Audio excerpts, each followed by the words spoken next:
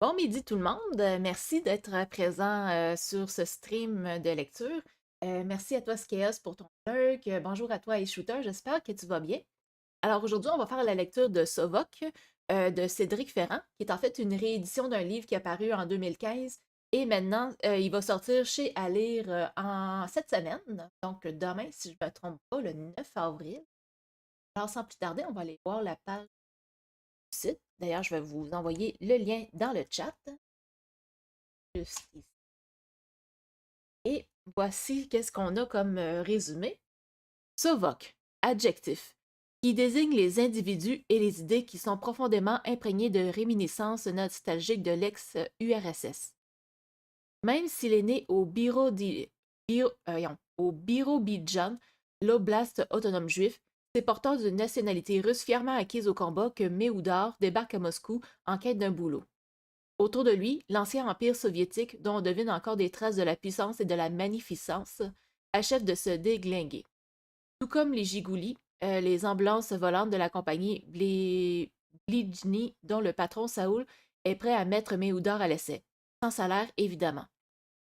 Il sera supervisé par Mania et Vinkenti, une équipe de nuit désassortie. Elle a été médecin, ou peut-être seulement vétérinaire, et fume des cigarettes à la chaîne. Lui est russe jusqu'au bout de la barbe et pilote leur épave avec douceur et imprudence. Ensemble, ils peignent à Méhoudor un portrait peu reluisant du métier. Le système de santé fonctionne au pot de vin car l'État ne verse plus les salaires, la bureaucratie occupe plus de temps que les soins et, pire, une compagnie privée européenne leur livre une compétition déloyale. D'une intervention à l'autre, Méhoudor remarque que des changements se trament. Mensonges et vérité s'affrontent à grands coups d'imprimés clandestins dans les rues de la capitale. Et voilà que Moscou se révolte. Donc, si je me trompe pas, c'est peut-être dans l'Uchronie ou dans le dystopie. Je peux pas dire malheureusement. Ah, oups, là, j'ai vu que, bon, c'est ça, c'est Mousticat qui vient de rejoindre le chat. Ben, bon midi à toi aussi. J'espère que tu vas bien. Euh, il y a Shooter qui répond qu'il neige pas trop ici. Ben, il neige un petit peu. Ça va être parfait pour l'ambiance de ce roman. Alors, on va aller voir justement le, le document en question avec la page couverture, la belle ambulance, tout. Donc, page des matières. Ça va qu'on avait dit qui désigne les individus et les idées qui sont profondément imprégnés de réminiscences nostalgiques de l'ex-URSS. Bon, petite citation ici. La médecine est une maladie qui frappe tous les médecins, de manière inégale. Certains en tirent des bénéfices durables, d'autres décident un jour de rendre leur blouse parce que c'est la seule possibilité de guérir au prix de quelques cicatrices. Martin Winkler, de la maladie de Saxe, c'est quelque chose comme ça.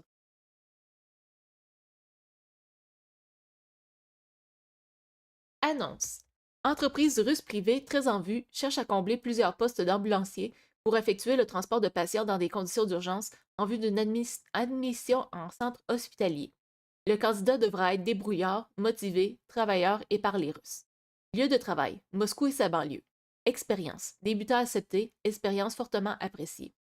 Formation et connaissances, l'employeur y pourvoira à l'interne si nécessaire. Salaire mensuel, 1000 € roubles de base, plus prime en fonction des diplômes et de l'expérience. Horaire de travail, de 22 heures à 6 heures. Nom de l'employeur, Plijny. Pour postuler à cette offre, contactez Mélania au 1-32-846-1763. Fait quoi, Mousticat a été surprise par la neige. Moi, ben, je m'y attendais. Ça veut dire que ça fait un couple de jours que je regarde les nouvelles de Météo Média, puis ils annonçaient de la neige aujourd'hui. Alors, là-dessus, au moins, ils ont prévu leur coup. Et moi, je travaille de la maison, fait que j'ai pas tant de misère que ça. OK. Premier chapitre, lundi. 21h03. Méhoudar vérifie plusieurs fois l'adresse qu'il a notée à la va-vite dans la marge du journal où est parue l'annonce lors de sa conversation téléphonique avec la dénommée Mélania. Son stylo fonctionnait mal, aussi il a maintenant de la difficulté à se relire. Pourtant, il semble se tenir devant le bon bâtiment. Mais qu'est-ce qu'une compagnie d'ambulance peut bien faire dans une cathédrale? D'autant plus qu'il ne reconnaît pas l'architecture orthodoxe. Méhoudar sait bien qu'il y a plusieurs sortes de chrétiens, toutefois il les confond tous. Il ne sait même pas vraiment ce qui les différencie, dans le fond. Quand il était plus jeune, au pays, la barbe du rabbin valait bien celle du pope, mais sortie de là. Pour avoir confirmation de l'adresse, il lève la tête à la recherche de l'enseigne de Bligny, la fameuse étoile rouge avec un caducée blanc au centre, qu'il voit souvent dans les mauvaises publicités qui saturent la télévision tard le soir, aux heures où ça ne coûte presque rien de diffuser des réclames. Sauf que la lampe néon est en panne, elle ne supporte pas bien les bourrasques d'hiver, court-circuite la résistance électrique supposée la maintenir allumée toute la nuit. Méoudard a donc le nez au vent quand, sur le parvis de la cathédrale, la grande double porte s'ouvre par saccades vers l'intérieur, dans un bruit récent de vérin hydraulique auquel il manque une bonne dose d'huile. De la lumière jaillit de l'intérieur de la succursale de Dieu et vient illuminer la rue en se reflétant sur la trentaine de centimètres de neige qui a tout recouvert depuis quelques heures. Il s'attend à voir apparaître d'un instant à l'autre la silhouette de Jésus se découpant dans l'éclat lumineux, mais c'est le bruit strident d'un moteur que l'on pousse à plein régime qui se fait entendre, à la place des trompettes annonçant l'arrivée du prophète. Se déplaçant à environ 1 mètre au-dessus du sol, l'imposante ambulance aéroportée de classe Gigouli traîne sa carcasse avec peine et sort progressivement de la cathédrale.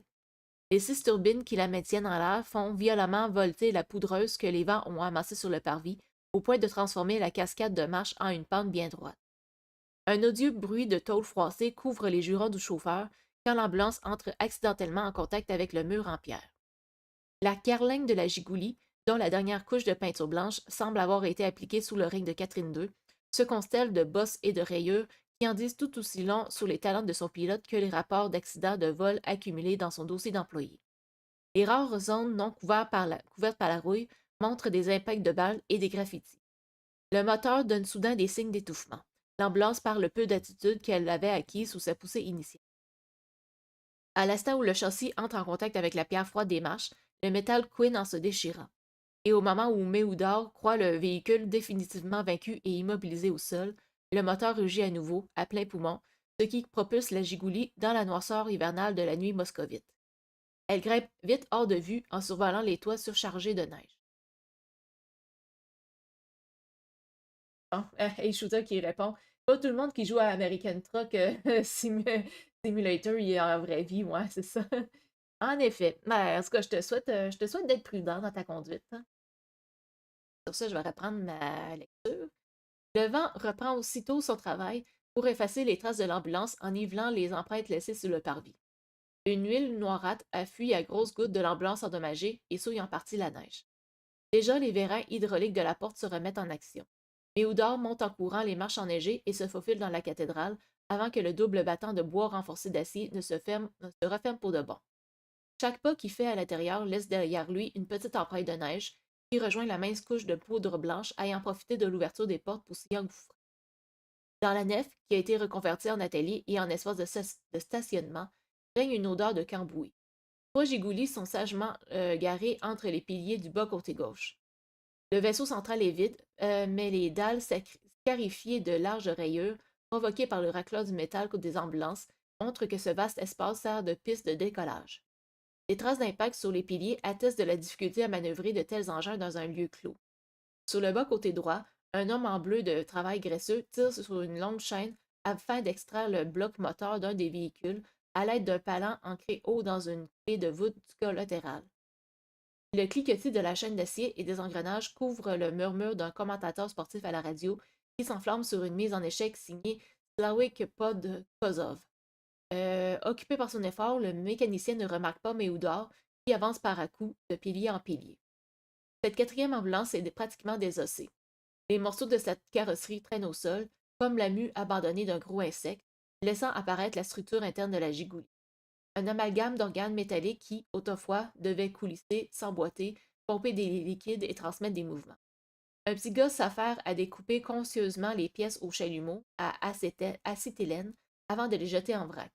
Le gamin n'utilise pas de masque pour se protéger, bien qu'il s'arrête de temps en temps pour cligner des yeux, pour chasser les taches qui s'impriment sur sa rétine.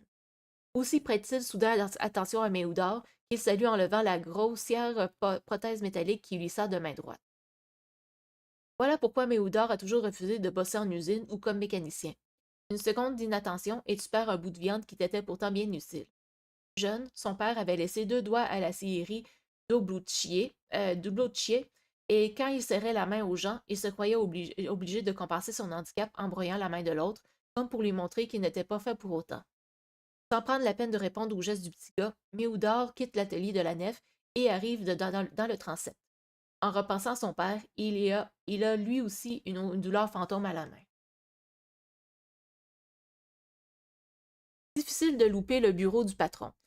Ce n'est rien de moins que l'hôtel qui a été déplacé dans la croisée du transept pour être encore plus grandiloquent. Même assis, l'homme reste imposant, avec son physique de lutteur à la retraite. Une longue chevelure retenue par un catogan qui a tendance à se défaire au cours de la journée, une barbe à la Souvarov d'une couleur incertaine, entre vieillesse et nicotine. Méoudor a beau se situer à 10 mètres de lui, il entend très distinctement la conversation téléphonique en cours. Bye, Stroke! Tu peux bien envoyer les photos à ma femme, va. Ça fait longtemps qu'elle sait que je la fais cocu. Mais je te préviens, Moudak, si j'arrive à savoir ton nom, j'envoie illico presto une de mes équipes de faire une petite démonstration avec son attirail. Tu verras ce que ça fait de recevoir une ou deux décharges de défibrillateur dans le Gradosnik. Le bureau est recouvert d'un merdier donnant l'impression fugace qu'il forme une maquette du quartier. Un bâton de colle pour symboliser la tour Chaligin, une boîte de 5000 agrafes en guise de bâtiment des impôts, c'est que le patron de Blijny est bordélique à souhait. Il interdit même à la femme de ménage d'approcher de son bureau où ce désordre traîne au vu et au su de tous. La faute à l'hôtel qui ne dispose pas de tiroir, selon lui. La carcasse en bakélite du téléphone craque quand Saoul raccroche le combiné sans ménagement. Il soulève un classeur, puis un tas de feuilles non reliées à la recherche d'un truc précis, mais c'est peine perdue. Alors, il fait comme d'habitude, il hurle Mélania, où t'as mis l'appel d'offres? Et sortant du cœur de la cathédrale, une voix à peine plus patiente de répondre Gueule pas, j'y ai pas touché à ton truc, cherche un peu. Alors il commence à pousser les affaires en rouspétant. Il fait une place nette en écartant brusquement les factures, les mémos et les stylos. Les objets au bord de l'hôtel sont progressivement tassés près du vide, mais toujours pas de traces de l'appel d'offres. Des fois, je me demande franchement pourquoi je te paye. À force de se faire repousser, une balle anti-stress en caoutchouc mousse imprimée aux armes de Bligny finit par dégringoler du bureau sans bruit. Elle dévale les marches de l'hôtel, puis roule en direction de Méoudor, qui l'attrape au passage malgré ses moufles. Comme il a bougé, le patron de Bligny remarque enfin sa présence. Mélania, le pigeonnier est déjà là pour l'entrevue. Où t'as mis son CV? Mais il n'obtient pas plus de coopération qu'auparavant, puisqu'elle ne répond même plus. Lassé de faire une pile de documents pour en refaire une autre à côté, il fait signe à Méoudard d'approcher. Comme il n'y a pas de siège pour s'asseoir, Méoudard doit rester debout dans la volée de marche qui monte à l'hôtel. Quoi qu'il fasse, il est plus bas que le patron et doit lever le regard pour s'adresser à lui. Il défait quand même son manteau et ôte son bonnet pour se mettre un peu à son aise, malgré l'inconfort de la situation. Ses bottes, pas assez chaudes en extérieur, le font maintenant suer dans ses épaisses chaussettes qui lui picotent les mollets. Bien, bien. Alors, Méoudar, c'est ça? Oui, Méoudar Chaoulovitch Chemtov même. Il n'est pas à cheval sur le protocole, mais à sa petite fierté. Ah, je vois. Arménien? Non, surtout pas. Séfarade par mon père, Ashkenaz par ma mère, et donc Biro Janet de naissance. Aucun de ces noms ne parle à Saoul Vatenko. Même à l'école, où ses professeurs ne se lassaient jamais de louer l'incroyable diversité de l'Empire, il avait du mal à faire la différence entre un Kirghiz et un Tadjik. Alors, depuis la sécession de toutes ces provinces lointaines, c'est encore plus difficile de s'y intéresser. Ça doit être un pays à pétrole, avec autant de minorités ethniques que de sortes de fromages. Alors, comment t'as obtenu la nationalité russe dans tout ça, dans ce cas? Par le sang. Je me suis engagé dans l'armée russe et j'ai été blessé au combat. Pourtant, Méoudar ne semble avoir aucune prothèse. Du moins, son long manteau ne laisse rien paraître. Acte de bravoure? Demande Saoul suspicieusement. Tout dépend de votre définition. Paniqué, Méoudar s'était replié en dépit des ordres de tenir bon face aux francs-tireurs ukrainiens. Si la balle du 9 mm n'avait pas ricoché pour l'atteindre dans les côtes, il aurait dû, en toute logique, être touché dans le dos, ce qui aurait prouvé qu'il était en train de fuir. Pas sûr alors qu'on l'aurait naturalisé après le conflit, encore moins soigné.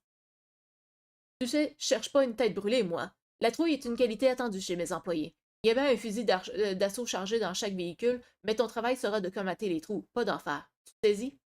Méoudar opine. De la vie générale, c'est un opineur sérieux. Un coup de menton unique, sans un mot. Pas un ouais d'amorphe avec un de ces hochements de la tête qui part du front. Sinon, de l'expérience? Plus comme patient que comme infirmier, mais j'apprends vite. Et puis, à cause de ma blessure, j'ai suivi une formation après ma réforme. C'est une AFM, une attestation de formation militaire. C'est pas vraiment reconnu par le collège de médecine, mais je connais ça. Un peu. Ah, le collège de médecine. Me lance pas sur le sujet.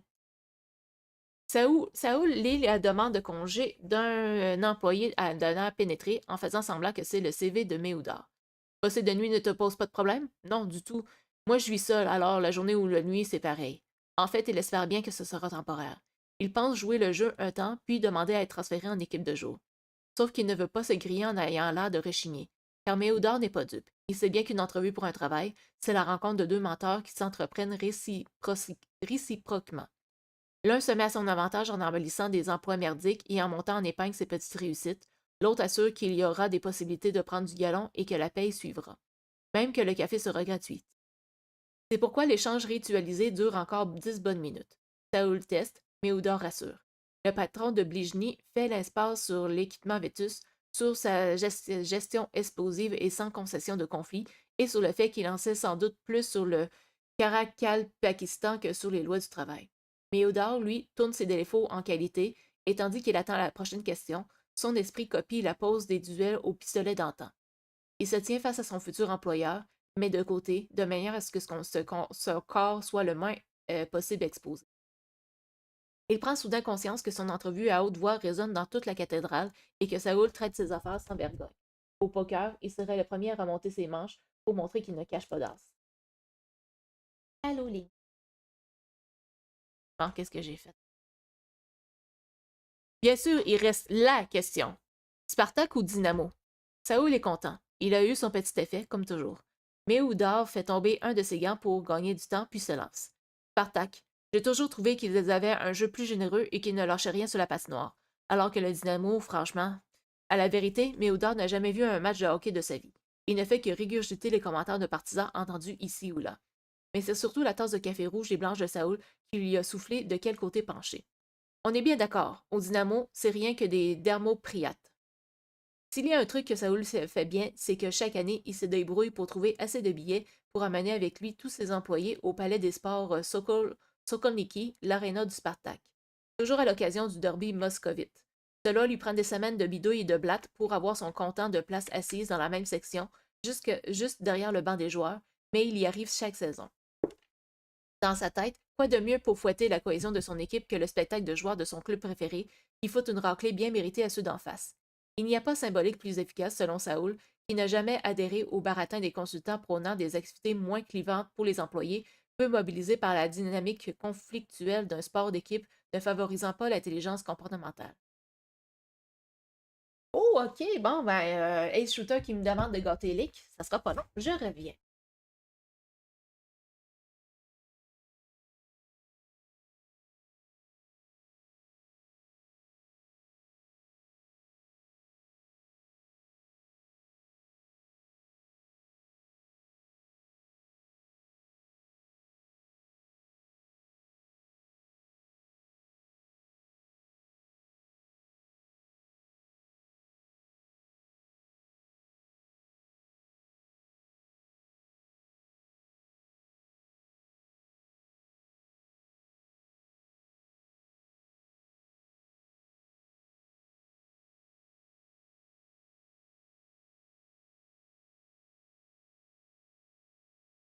Je ressens-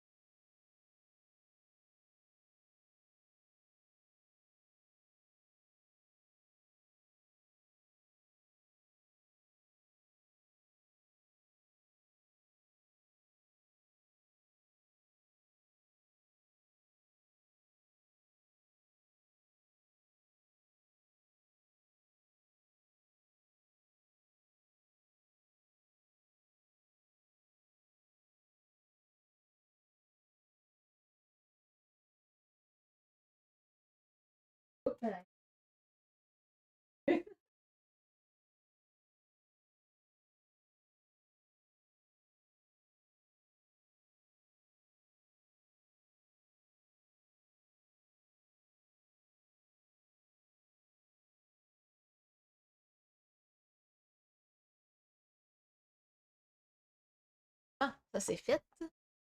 Alors, bon, on était rendu à Saoul mettre l'entrevue entre parenthèses quelques instants. quand la messagerie pneumatique lui délivre un tube. Ce dernier se signale à son destinataire par le bruit d'aspirateur asthmatique de la tuyauterie. Il brise le sceau qui atteste de la confidentialité de l'envoi et sort de la paperasse officielle estampillée de nombreux logos ministériels. Mélania, ils veulent la liste complète de nos interventions pour le dernier trimestre. Tu viendras me voir, je te dirai quoi mettre. Elle acquiesce, toujours sans se montrer, tandis que Saoul signe l'accusé de réception. Le glisse dans le tube, bataille pour le sceller à nouveau dans le ruban à cacheter à témoin d'ouverture, puis saisit sur le clavier numérique le code du ministère de la Santé. Pour couronner le tout, le système pneumatique hésite un long moment avant de daigner aspirer le tube, dans un bruit de succion peu ragoûtant. L'envoi terminé, Saoul se tourne de nouveau vers Méoudar pour porter l'estocade. Tu commences ce soir, sauf que je te préviens tout de suite, t'es pas payé. Fait quelques nuits, c'est un test. Montre-moi de quoi t'es capable et on avisera en fonction de ce que me disent tes collègues sur toi. Ça te va? Évidemment que cela lui va. Il ne savait même pas où dormir ce soir. Ce n'est pas comme s'il avait le choix. Alors il donne son assentiment, en feignant d'hésiter un brin. 21h36. C'est Mélania qui prend Méoudar en main pour le tour du propriétaire, puisque Saoul se désintéresse de sa recrue à la seconde où elle met un genou en terre en acceptant de bosser gratis. Les auréoles de sueur les peur tant qu'elle se talque copieusement les dessous de bras, laissant des traces poudrées sur tous ses vêtements. Elle est coquette, soulignant ses lèvres de noir pour faire ressortir encore plus l'éclat de ses dents, qu'elle fait blanchir au peroxyde quand elle en trouve. Sa réputation de peau de vache au travail est amplement méritée. C'est le résultat d'efforts acharnés pour instaurer une distance permanente entre elle et son prochain. Même avec Séoul, surtout avec Séoul. Mélania se lance dans la visite avec l'application et l'enthousiasme d'un guide de musée qui fait jouer sa cassette. Ici, il traverse le cœur, c'est le standard. Tu n'as rien à faire là, je veux pas te voir traîner autour des filles. Ils ont laissé les stalles tout en bois sculpté, où chaque standardiste est assise sur un coussin pour amortir la dureté du vieux siège inconfortable.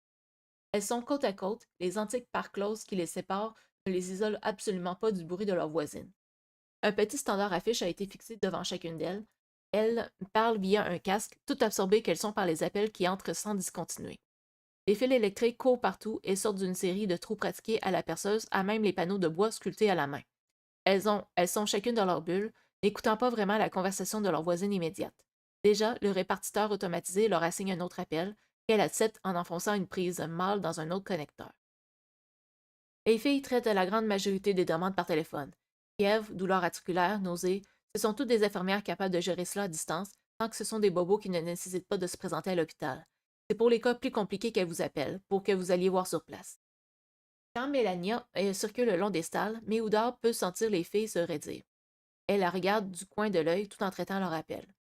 Leur voix est professionnelle, rassurante, mais l'une lit son courrier en même temps qu'elle donne des conseils pour traiter une douleur au tympan à l'école primaire numéro 43, tandis qu'une autre parle à un patient alité dans son appartement exigu de la rue Snegov en ne décrochant pas son regard des reflets colorés du vitrail. Au centre du cœur trône un immense système de classement composé d'armoires administratives en métal où s'empilent les rapports que remplissent les filles lors des appels. Ce sont des fiches cartonnées avec un système de cases à trouer avec une poinçonneuse identique à celle du contrôleur dans le bus. Les petits ronds de carton, il entraîne partout, dans tous les recoins, pire que dans une usine de confettis. Les standardistes ont chacune leur poinceuse en métal accrochée autour du cou par une chaîne de boules semblable à celle qui sert à relier un bouchon de bain à sa robinetterie. Eudor se demande un instant s'il y en a une par employé ou bien si une retraitée doit transmettre sa poinçonneuse à une petite nouvelle quand elle part. Les fiches sont insérées une par une dans la machine qui les comptabilise en faisant de drôles de vombrissements, puis elles sont recrachées en tas pour archivage. Il ne manque plus qu'une manivelle pour transformer l'appareil en orgue de barbarie. L'explication de Mélania sur le fonctionnement de la machine est tout aussi mécanique que le traitement des fiches. Les trois chapelles absidiales du fond ont été vidées de leur contenu religieux. L'une a été reconvertie en douche, l'autre en fourre-tout pour le matériel médical entassé dans des cartons, et la dernière sert de salle de repos pour les employés. D'ailleurs, quand Méoudor approche de l'espace de détente, Mélania lui fait signe de ne pas faire de bruit, index sous la bouche. Alors que jusque-là, elle semblait prendre un malin plaisir à faire résonner le bruit de ses talons, la voilà toute en furtivité. Ils sont plusieurs à discuter sans s'écouter parler, ça sent l'engueulade rituelle. C'est des conneries, Mania, tu le sais bien. T'en as déjà fait les frais en plus. Sauf que, on a déjà voté, Vinky. C'est fait, c'est fait. On n'y reviendra pas sans arrêt. Et quand bien, je crois que Radomir a un bon point à faire. Le quorum n'était pas atteint, Mania. Ça invalide tout le truc. On doit revoter, je vois pas d'autre solution. Oh, arrête, on tiendra pas une assemblée toutes les semaines jusqu'à ce que ta motion passe. C'est mort, Vinky, faut être beau joueur, quoi. C'est le mode de scrutin, je te dis. Si on votait à main levée, ça passerait comme dans du beurre. Encore plus facile qu'une intubation avec un laryngoscope. Qu'est-ce que t'en sais, t'as jamais? À la seconde où Melania entre dans leur bulle collective, le grabuge subit un coitus interruptus. La demi-douzaine d'employés présents dans la salle de repos agit comme si la discussion n'avait pas eu lieu, avec l'aplomb d'un enfant mentant devant l'évidence. Cela ne fait même pas rire Melania, qui annonce sans s'embarrasser d'un quelconque protocole.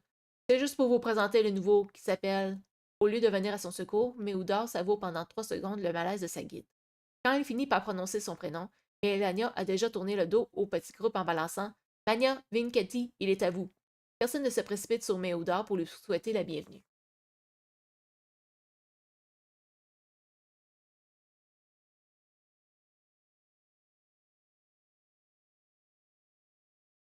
Donc lui, c'est Vinketti Oganov.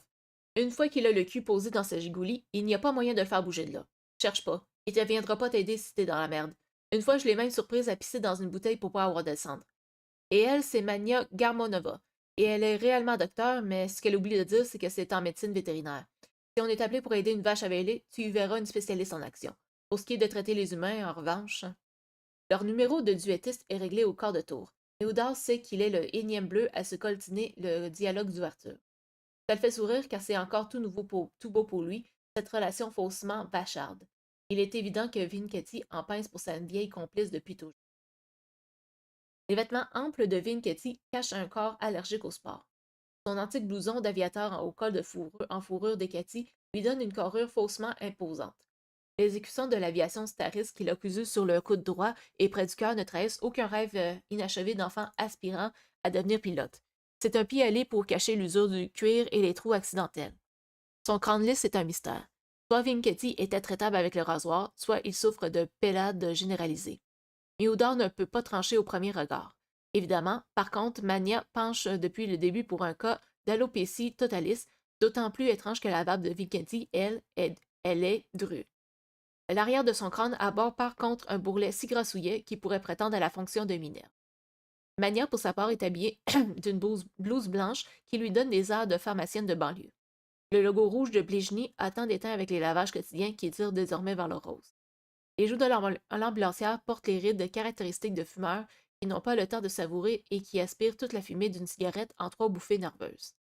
Sa coupe au bol renforce son image de femme pressée qui n'a pas le temps à perdre chaque matin pour s'occuper de ses cheveux poivre et sel. Elle n'aborde pas son stéthoscope autour du cou, à l'instar de ses collègues, car comme elle dit, j'ai pas besoin de porter une cravate.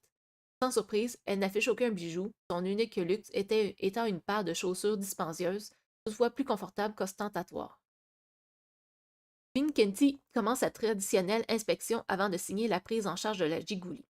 Il connaît bien la finasserie de ses collègues, il leur retourne régulièrement la politesse en leur jouant des tours de cochon quand il ne veut pas prendre la responsabilité d'une panne ou d'un accrochage. Valérie, le mécano qui contresigne le document, n'est pas vénal pour dessous. Pour lui faire oublier un cabossage, il faut qu'il ait l'impression d'être ton ami, car il carbure à la reconnaissance. Alors, en prévision du soir prochain où il devra faire des ronds de jambes parce qu'il ne pourra pas se permettre de reconnaître la paternité d'un pare-choc arraché, Vinketti marque des points en faisant semblant d'être passionné par les rénovations de la datcha de Valérie. Ah oui? Des rondins de pain que t'as coupés tout seul avec une scie de bûcheron? C'est intéressant, ça. Et tu n'utilises aucun clou? Dis-moi donc plus. À l'intérieur, Mania fait l'inventaire du matériel médical sans avoir besoin de cocher sur une liste pour n'oublier aucun item. Elle vérifie la pression dans les bouteilles de gaz d'une pichenette sur leur cadran, s'assure qu'il y a assez de spéculum et de gants à latex dans les placards, resserre les bandes auto-agrippantes qui retiennent certains équipements. Elle pousse le vis jusqu'à frotter avec un linge désinfectant la plupart des surfaces susceptibles d'entrer en contact avec un patient, alors que la précédente équipe médicale l'a très certainement fait avant de terminer son corps de travail, que c'est exigé par le protocole. Elle met sa touche finale en dispersant quelques petits de désodorisants parfumés à la mangue qui viennent masquer pour un temps l'odeur de propreté industrielle de l'espace confiné de l'ambulant. Pinketti grimpe à bord en Haana. Il cède en tirant sur une barre non réglementaire qui a été soudée à la carlingue par Valérie. Une fois hissé dans l'habitacle, son corps prend place naturellement dans l'espace confiné. Par la force des choses, le rembourrage du siège a la mémoire de la forme des fesses du pilote. Mania s'assoit côté passager et s'affaire aussitôt à triturer les boutons de la radio pour signaler qu'ils sont prêts à décoller. Mais Oudard n'a pas d'autre choix que de rester à l'arrière, assis sur un siège en plastique moulé, à même la paroi interne de la gigoulie. Il y a bien une ouverture dans la cloison pour pouvoir passer de l'avant à l'arrière de l'ambulance, mais il est quand même tenu à l'écart, assis qu'il est dos à dos avec Mania. Il n'a pas voulu s'attacher avec la ceinture, alors il est obligé de se tenir comme il peut pour éviter de valdinguer quand Pinchetti fait tourner les turbines à plein régime une fois la gigoulie sortie de la cathédrale. Ce n'est pas la première fois qu'il vole, mais Oudard a déjà été aéroporté lorsqu'il faisait partie de l'armée. Sauf qu'au lieu d'être serré au milieu d'une douzaine de soldats unionistes souhaitant la bravade et la peur, là, il se retrouve seul, avec la mangue chimique qui lui cote le nez. Le bruit des moteurs couvre la discussion qu'il imagine à l'avant entre ses deux collègues, qui ont déjà oublié sa présence et vaquent à la routine de leur cohabitation. Méoudov voit défiler Moscou en accéléré par une meurtrière vitrée dans la porte coulissante. Si besoin est, il sera aisé de briser la vitre pour y passer le canon du fusil d'assaut qui est cadenassé au plafond de l'ambulance. Encore faudrait-il savoir où est la clé. Les turbines cessent enfin de hurler quand la gigoulie se stationne sur le toit d'un bâtiment administratif. De ce nid d'aigle, il surplombe une grande partie de la ville. Certains quartiers sont totalement plongés dans le noir, et c'est normal. C'est à leur tour de participer au blackout rotatif. Cela fait longtemps déjà que le réseau électrique ne peut plus alimenter l'ensemble de Moscou. Peut-être s'agit juste d'une illusion d'optique, mais les quartiers où les maisons sont éclairées semblent briller encore plus que d'habitude. Comme si le fait d'avoir de l'électricité incitait les habitants à allumer toutes les lampes, histoire d'en profiter au maximum. Et tant pis si cela va à l'encontre de l'effort collectif. La gigoulie tourne au ralenti pour que le moteur ne se refroidisse pas et que le chauffage continue de souffler doucement dans l'habitacle. L'air chaud sort par des prises d'air au plancher. Mania et Vincetti ont donc les jambes qui cuisent doucement. Mais c'est toujours mieux que de geler sur place. Et il ne neige plus. La radio bourdonne régulièrement quand les ambulanciers rendent compte au standard ou quand quelqu'un dicte l'adresse d'une intervention en demandant à la gigoulie disponible la plus proche de son champ. Mais Oudar somnole.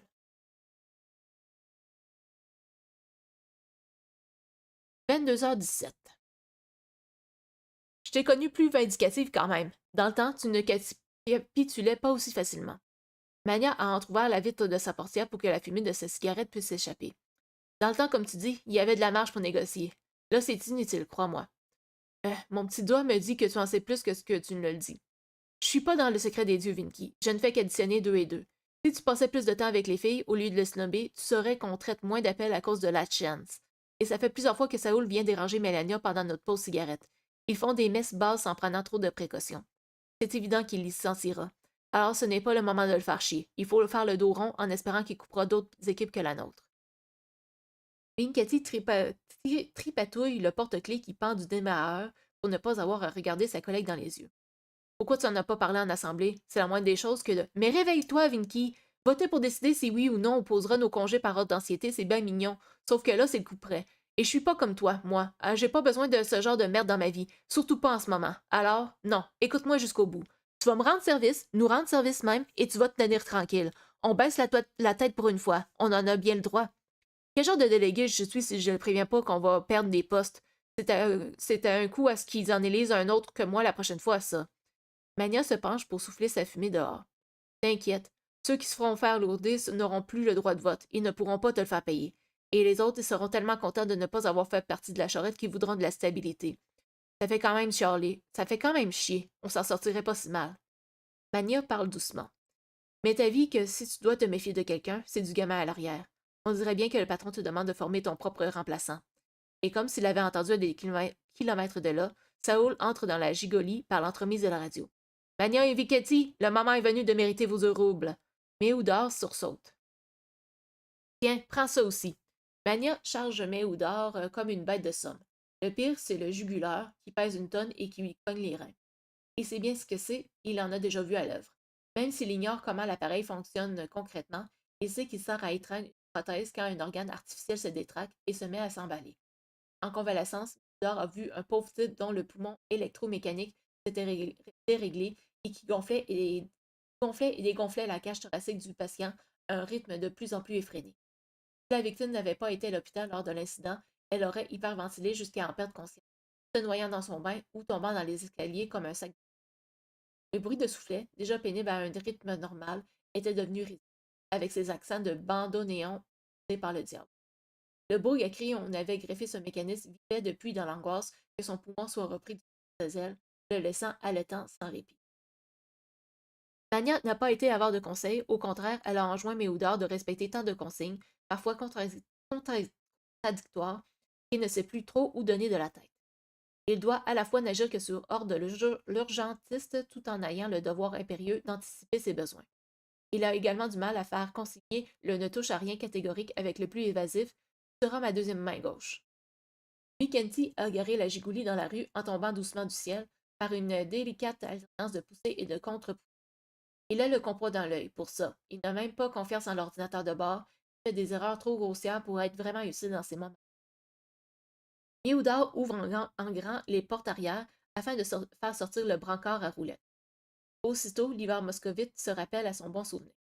Sa parka kaki élimée au coude fait difficilement le poids face aux bourrasques glacées qui cisaillent toute la rue en s'engouffrant dans l'enfilade de bâtiments.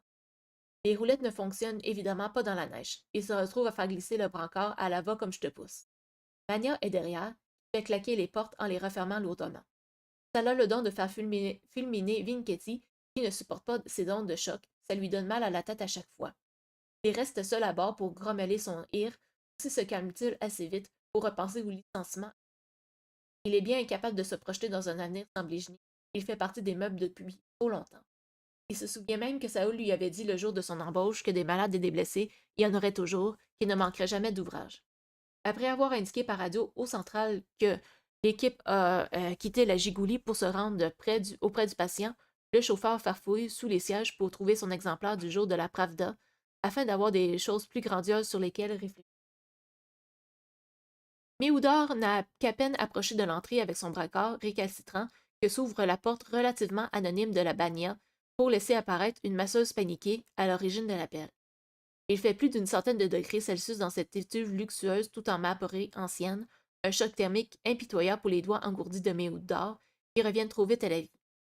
Il avance dans la vapeur, de plus en plus dense à mesure qu'il pénètre au cœur du réseau de salles. Mania est sur ses talons, à peine pressé. Lui caracole et roulette du brancard claquant sur les mosaïques de petits carreaux. Méoudard suit aveuglement la masseuse en blanc, qui semble remonter un fil d'Ariane invisible dans cette enfilade de bains publics, de vestiaires et de salles de massage. Il a l'impression que sa parka se gorge de vapeur d'eau et s'alourdit, tandis qu'il conduit son brancard entre les corps nus tout juste masqués par des serviettes timides. En cette heure tardive, les hommes qui fréquentent l'établissement viennent purger leur corps lourd de toutes les mauvaises choses accumulées dans la journée. Ce n'est même pas un lieu fastueux. La beauté du marbre et la robinette tape à l'œil cachent difficilement la tuyauterie mangée par la rouille et les fissures béantes dans certains plafonds qui viennent défigurer les peintures en trompe-l'œil donnant un semblant de lustre. Mais la bagna, c'est un moment à part, un instant rituel. Méoudard le comprend bien, lui qui autrefois faisait ses ablutions avant la prière. Le patient repose sur le dos, sur une large table de massage en pierre. Sa peau flasque, lui, encore de l'huile que la fille avait étendue sur ses formes de dieu. Il ressemblerait à n'importe lequel des commerçants ou petits fonctionnaires venus laver leur stress à la grande eau, si ce n'était ce type tout musculeux qui est planté à côté de lui et qui, en plus de la serviette autour de la taille, en a une autre qui cache ce qu'il tient visiblement très fermement dans la main droite. Ce n'est pas gros, mais ça pèse lourd. Si bien que de temps à autre, il change de main en tentant de ne rien dévoiler ce qu'il dissimule grossièrement. Ce n'est pas que Mania ne veut pas reconnaître les bienfaits de la bagna, non. Le problème, c'est qu'elle sait très bien que la chaleur et l'humidité sont les conditions sine qua non pour la prolifération du gonocoque. Et des blénorragies, elle en traite 13 à la douzaine quand elle est en consultation. Pour elle, ce n'est absolument pas un temple de la purification, c'est au contraire une gigantesque boîte de pétri. Les hommes qui traînassent ici laissent leur panoplie personnelle s'étaler tout au long sur un banc ou sur une table. Et elle se doute bien de comment le sauna est nettoyé. Une serpillière jaunie par l'eau de javel pour le sol, un éternel chiffon humide qui étale plus qu'il ne nettoie. La femme de ménage qui officie doit aussi faire les chambres à l'hôtel d'à côté, elle n'a certainement pas le temps de finir.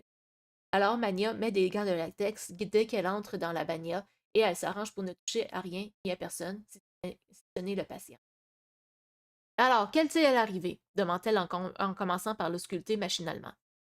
La question est lancée en l'air par l'ambulancière, sans viser particulièrement le garde du corps ou la masseuse en cheveux. Les deux derniers bafouillent en même temps pour répondre, mais c'est la fille qui formule ce qui ressemble le plus à une réponse. J'ai à peine eu le temps de le préparer qu'il s'est plaint qu'il avait du mal à respirer. C'est vrai qu'il avait le souffle court. J'ai essayé de le détendre, mais avant même que j'aie entendu ma manipulation, il a crié qu'il avait mal à la poitrine. Alors j'ai fait ni un ni deux, je vous ai appelé.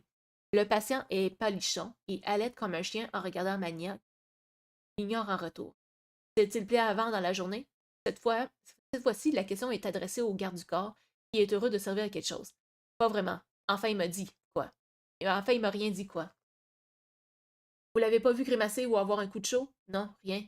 Il a fait sa journée comme d'habitude. Il fait quoi d'ailleurs? Des affaires. Sa compagnie fabrique des pneus de toutes les tailles. Et si c'est concurrentiel comme milieu, qu'il a besoin que vous le protégiez? Non, c'est ça, c'est ce qu'il trouve que ça fait plus sérieux quand je suis avec lui. Je l'aide pour les négociations, qu'il me dit. C'est plus pour la frime. Mais Houdor a beau suer, il boit toutes ces questions comme du petit lait. Mania continue sa litanie. Antécédents médicaux et familiaux, habitudes de vie, médication en cours, elle finit même par parler directement au patient. Tandis que Méoudor déballe des fils et des électrodes, l'ambulancière commence à remplir le rapport en s'appuyant sur un grand bloc-notes en métal dont les feuilles se gondolent à cause de l'humidité ambiante. Une fois relié au poignet, au genou et à la poitrine, l'électrocardioscope commence à faire apparaître un tracé verdâtre sur l'écran rond de l'appareil. Mania joue avec trois potentiomètres rotatifs pour caler le balayage du tracé sur la bonne fréquence cardiaque, puis pour faire en sorte que l'électrocardiogramme soit le plus lisible à l'écran. Les boutons qu'elle tourne sont très sensibles. Elle est obligée d'y aller avec doigté pour obtenir une courbe exploitable. Et comme elle écoute en plus le cœur du patient avec son stéthoscope, Méoudor a l'impression de regarder un cambrioleur s'affairer sur un coffre-fort. La vapeur rend l'exercice délicat. L'appareil n'a pas réellement été fabriqué pour une utilisation avec un tel taux d'humidité. Il y a bien une petite imprimante à rouleau sur le côté de l'électrocardioscope pour que l'urgentiste puisse obtenir une copie papier du tracé, mais il n'y a évidemment ni rouleau ni encre. C'est du matériel. C'est du matériel, voyons. Bon, comme.